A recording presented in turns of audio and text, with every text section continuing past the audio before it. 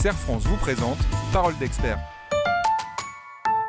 Je suis sur le point de créer mon entreprise. On me demande sa forme juridique. Qu'est-ce que je dois répondre ?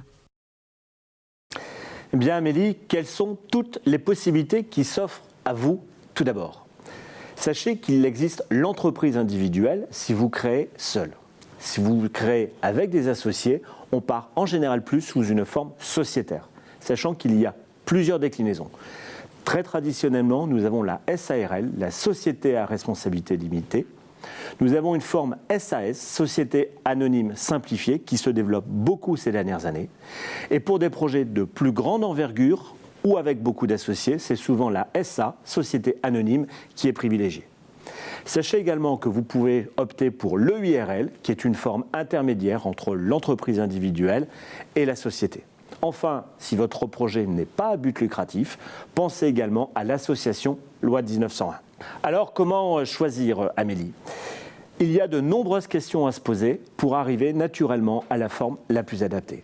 Par exemple, est-ce que l'activité que je crée est réglementée et est-ce que l'on m'impose une forme juridique spécifique ?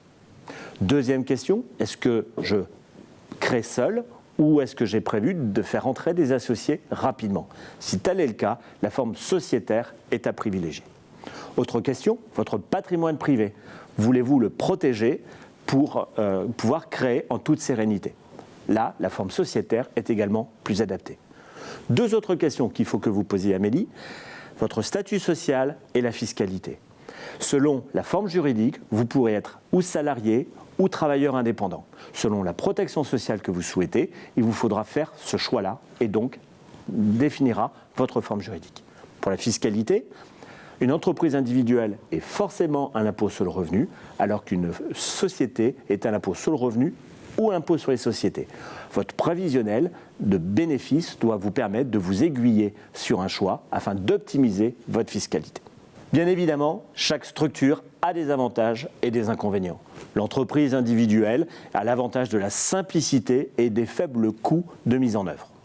Et vous décidez seul. L'inconvénient, c'est qu'il y a une forme de confusion entre le patrimoine privé et professionnel, même si des solutions existent aujourd'hui.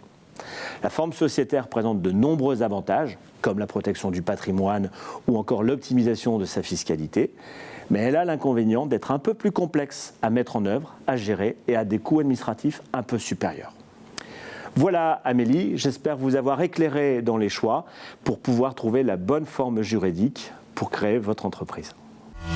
Serre France vous présente Parole d'expert.